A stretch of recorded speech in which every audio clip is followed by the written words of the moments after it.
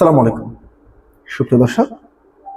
চাঁদাবাজ ও দখলবাজদের ঠিকানা বিএনপিতে হবে না।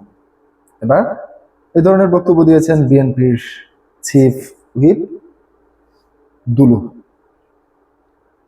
জাতীয় সংসদের চিফ হুইপ বিএনপির কেন্দ্রীয় নেতা এম রুহুল কুদ্দুস তালুকদার দুলু বলেছেন, চাঁদাবাজ, দখলবাজ ও টেন্ডারবাজ সন্ত্রাসীদের ঠিকানা নাটোরের বিএনপিতে হবে না, এদের ঠিকানা হবে নাটোর কেন্দ্রীয় কারাগারে।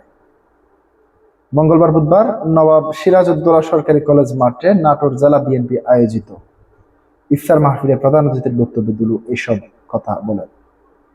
জেলা বিএনপির সভাপতি রহিম নেওয়াজের সভাপতিত্বে ও সদস্য সচিব আসাদুজ্জামান আসাদের সঞ্চালনায় অনুষ্ঠানে আরো বক্তব্য রাখেন বাংলাদেশ জামাত ইসলামী নাটোর জেলা শাখার আমির ডক্টর মীর নুরুল ইসলাম, সদস্য সচিব আসাদুজ্জামান আজাদ এবং নাটোর পৌরসভার সাবেক মেয়র কাজী শাহ আলম,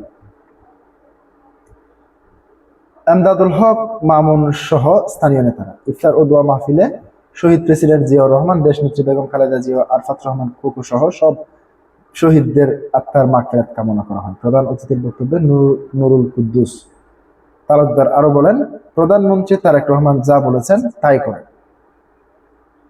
যার অংশ হিসেবে নির্বাচনের পর জনগণের প্রত্যাশা পূরণের সরকার নানা উদ্যোগ গ্রহণ করেছে। তিনি দাবি করেন, ফ্যামিলি কার্ড বিতরণ, মসজিদের ইমাম ও মন্দিরের পুরোহিত সহ বিভিন্ন উপাসনালয়ের দায়িত্ব পালন প্রাপ্তদের জন্য ভাতা চালু, খাল খনন কর্মসূচি এবং শুরু সহ বিভিন্ন উন্নয়নমূলক পদক্ষেপ ইতিমধ্যে বাস্তবায়ন করা হয়েছে। তিনি আরো বলেন, ভবিষ্যতে কৃষকদের জন্য কৃষি কার্ড চালু করা হবে, যার মাধ্যমে তারা সার, বীজ, কৃষি উপকরণ, প্রণোদনা, ঋণ সুবিধা পাবে। নাটোরের প্রতিটি ঘরে কিছু দিনের মধ্যে গ্যাস সংযোগ পৌঁছে দেওয়া এবং বেকারত্ব দূরীকরণের নতুন পরিকল্পনা বাস্তবায়ন করা হবে।